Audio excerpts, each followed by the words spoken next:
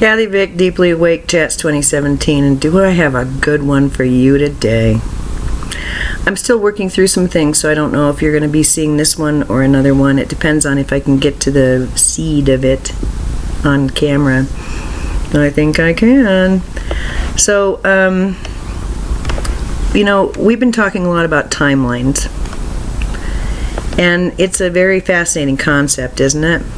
And I've talked about how I have awareness of how I think I had to have split. It's like I know of this other lifetime and it's mine, and yet I'm not living it. But it's parallel, and it's in my reality, and it intersects my reality from time to time. So, and I did see in 2012 or 2013, I had a meditation led by my friend Norma, as she was channeling Archangel Michael, and I saw myself, this sadder, heavier, more. She was just sad,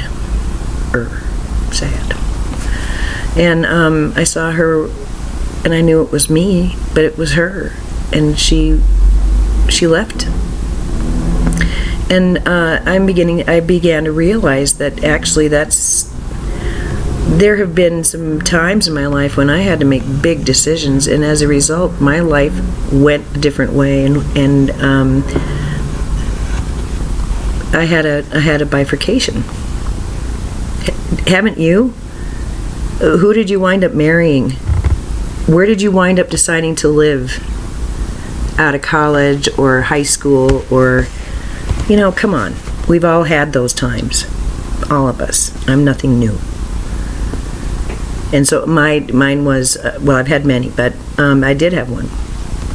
And what's been really difficult for me, I think, in a way, in the last 5 years, is upon awakening so intensely to more spiritual and soulic realities, and finer realities that are not based in the physical senses, but intersect reality, physical reality.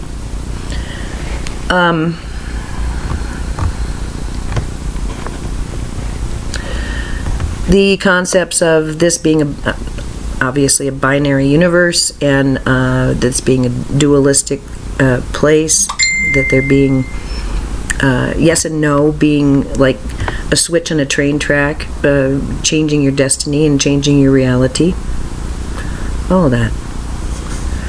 And then I've heard about bifurcation of timelines, and dropping away of tertiary and secondary timelines. What does that mean? Because, honey, I hear those kind of words and I celebrate.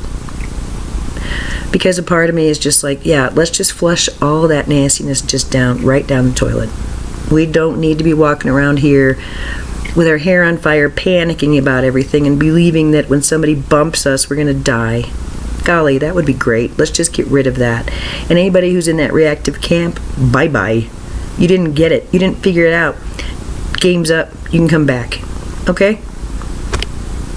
And that's a real stop-start, isn't it? That's really either or. That's totally binary, isn't it? As is what? The bifurcation and a new earth. I think this might actually wind up being a metaphor for, we might look back on this and sort of giggle.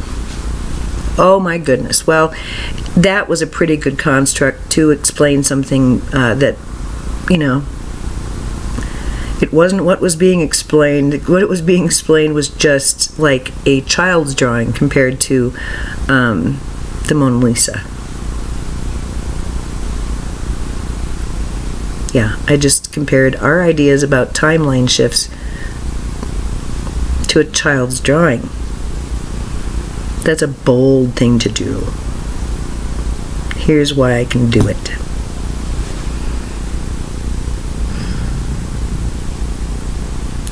I realized in a flash That it wasn't someone else. It wasn't someone else who was in a body that looks just like me. Not feeling at home in a metaphysical bookstore. A clue to me of a reality I've known all along. That ascension and what's required of those pursuing that path consciously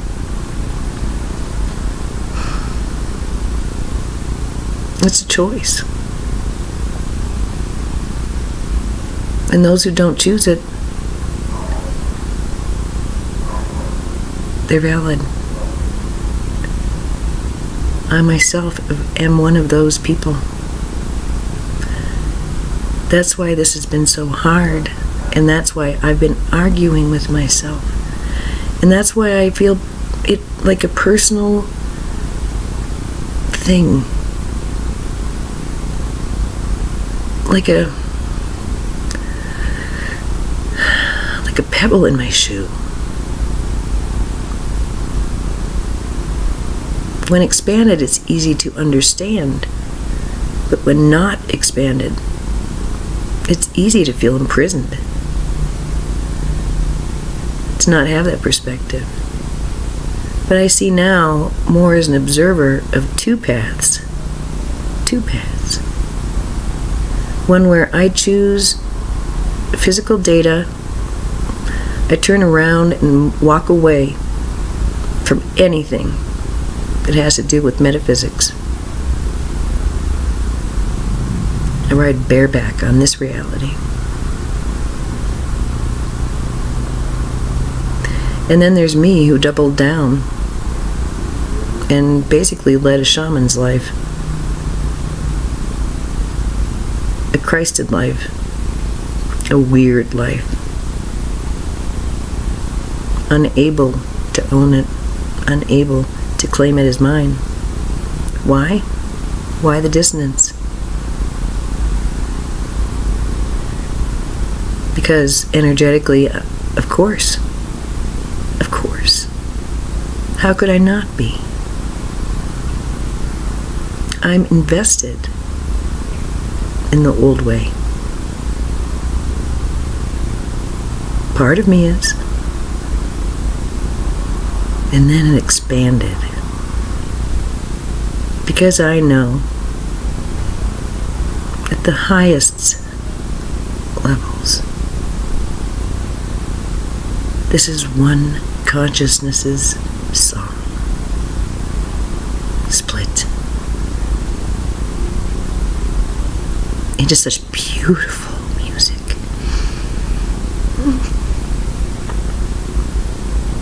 And all expressions are valid. The part of me that walked away from ascension is alive and well and impacts me energetically. How could she not? As I impact her energetically. How can I not? And I realized how cooperative this is. I realized how it's a requirement to actually love as myself those who are in great misunderstanding. I am indeed them.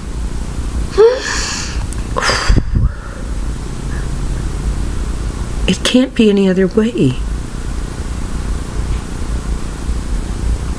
And so I'm left with this feeling that I really am a part of the family of humanity. And that's just in this lifetime. Just in this one.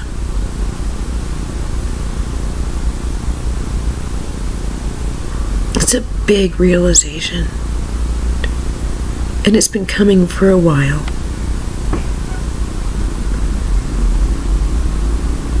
But to really get it, it cracks my heart open in a brand new way. Toward myself, but toward others too. And it takes away that sense of impatience and anger and fear about people who turn their backs and walk away from me. After all, I did that. After all, I myself did that. And so today I realized that this is about reconciliation. And it really is about the oldest and the biggest in the room seeing things for what they are. And by so doing, there can be no other way than that person becoming the heart and soul of that room. And if there's one person in a room filled with the confused, one person is enough. One person is enough to quiet the madness. Or it will be after the eclipse.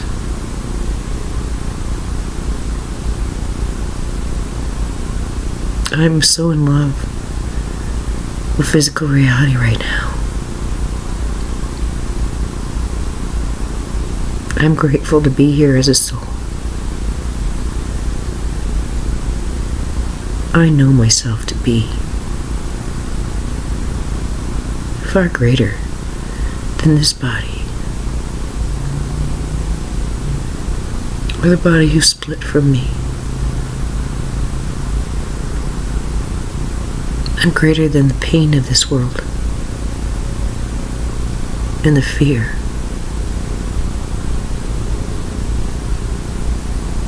And the suffering that evokes. I'm greater than that. And there are some times I haven't felt fear in it. I'm remembering the ancients now. I'm remembering my ancestors now. I'm remembering me now. And this time in history, I refuse to feel guilty for being aware of what's happening to my grandchildren. It matters. But I have faith in them because they are me.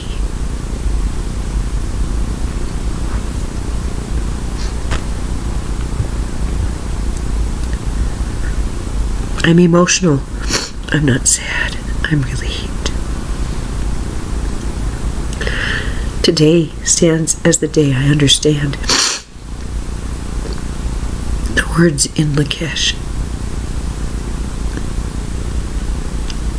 And I understand it's really true.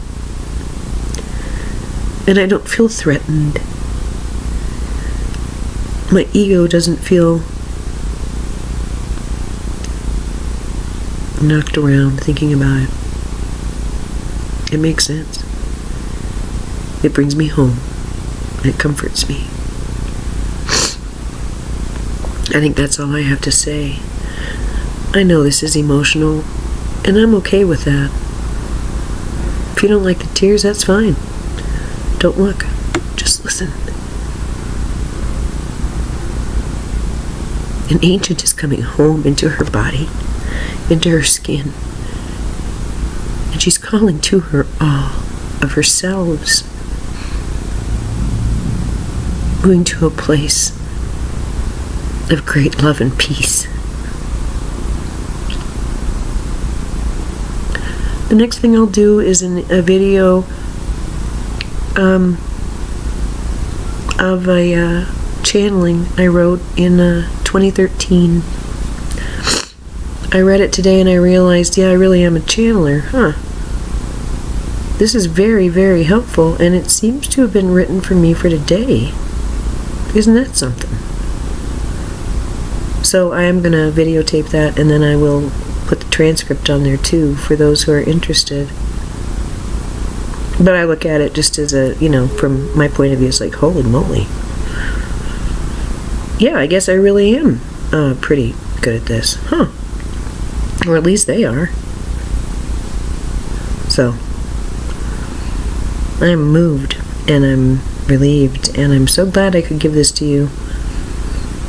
And, for those who are ready for it, wowie zowie. It's quite a ride, ain't it? Talk about a homecoming. Talk about a reveal. Selah.